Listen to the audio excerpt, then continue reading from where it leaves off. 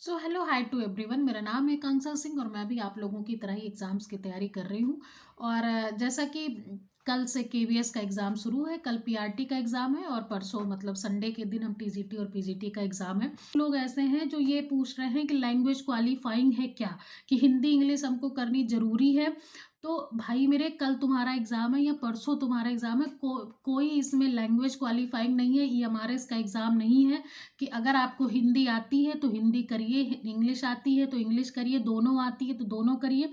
बेवजह का तुक्का मत लगाइएगा। ईएमआरएस का अभी रिजल्ट आया है, बहुत सारे लोग 80 90 100 तक करके क्वेश्चन आए थे और सब 50 60 तक सिमट के रह गए। इतनी 1/3 निगेटिव मार्किंग बहुत ज़्यादा होती है। आप जो है एक क्वेश्चन गलत सही करोगे आपको 3 मार्क्स मिलेगा, और आप 3 क्वेश्चन गलत करोगे आपके करे वाले से भी 1 नंबर कम हो जाएगा। जो गलत करोगे उसका तो कट ही होगा।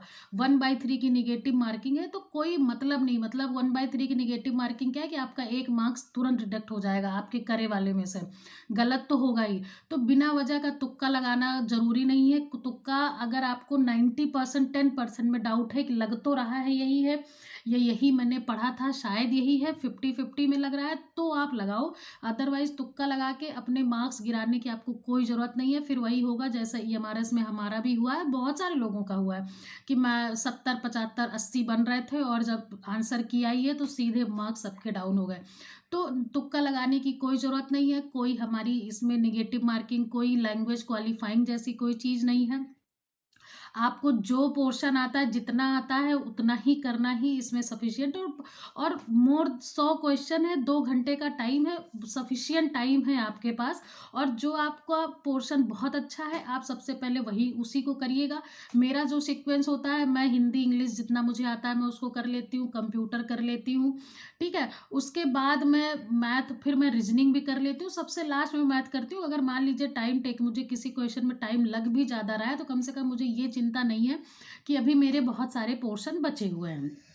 और दूसरी चीज़ ये है कि आप कुछ लोग ईएमआरएस में पेपर दे के आए तो बोल रहा है कि मैं गोला ही नहीं भर पाया। तो जब आपके पास 15 मिनट बचता है तो एग्जामिनर भी, जो वहाँ पे लोग इन्विजिलेटर होते हैं, बाकी लोग भी आपको बोलते हैं कि आप अपना सर्किल भर लीजिए।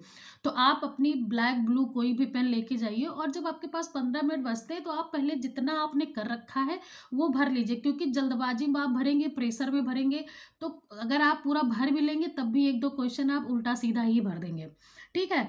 तो जल्दबाजी की कोई ज़रूरत नहीं। अगर आप जब जब जैसे देखिए कि 15 मिनट ही खाली बचा है तो हड़बड़ाने की ज़रूरत नहीं है। आप खाली अपना पहले गोला सारा भर दीजिए, जितना आपने कर रखा है उतना कर दीजिए। कम से कम जितना आपने सही किया है वो तो आप अच्छे से उसमें फिल करो। उसके बाद जब आपके पास टाइम बचता है, जितना क्वेश्चन बचता है उसको करते रहिए, सर्किल फिल करते रहिए। और तो ये हो गया। अब तीसरी चीज, और एक चीज जो सबसे इंपॉर्टेंट है वो लैंग्वेज का है कि रीजनल या एडिशनल लैंग्वेज आपने जो चूज की है उसका क्या करना है। उसमें आपको बहुत सारी लैंग्वेज एक साथ दिखेगी एग्जाम में। तो आपने पहली बात जो लैंग्वेज चूज की होगी वो आप सबके एडमिट कार्ड पे लिखी है कि आपने ये लैंग्वेज चूज की है। आप और जब आप बुकलेट खोलोगे, बुकलेट में भी लिखा है कि आपने जो लैंग्वेज चूज की है वो लैंग्वेज किस क्वेश्चन से किस क्वेश्चन तक है, कि 91 से 100 तक कहाँ है, 90 से 81 से 90 तक कहाँ है। तो ये उसमें पूरा बकायदा लिखा हुआ है कि जो मतलब कंपलसरी कहाँ पे है और आपका एडिशनल या रीजनल लैंग्वेज कहाँ पे है, ये चीज़ें कहाँ पे हैं। तो आप इस चीज़ को बहुत अच्छे से देख के बुकलेट में भर के, तब आप बुकलेट में ढूंढ के उस पर ऊपर टिक लगा लीजिएगा कि हमको ये वाला करना है। और उसका फिर आप अच्छे से सर्किल फिल करिएगा। ईएमआरएस में बहुत सारे लोगों ने गलती कर दी थी कि अलग हिंदी इसकी करनी थी उसकी कराई, इंग्लिश उसकी करनी थी उसकी कराई, और गलत भर के आए और वो ऑलरेडी 20 30 नंबर उनके इधर उधर चले गए। तो सफिशियंट टाइम है, आप पूरा पेपर अच्छे से देख के आपको जो जो करना है उस सेक्शन पे टिक लगा दीजिए, तब आप क्वेश्चन को अटेम्प्ट करिए। कहीं जल्दबाजी में आपकी ये चीज़ें गलत ना हो, ठीक है।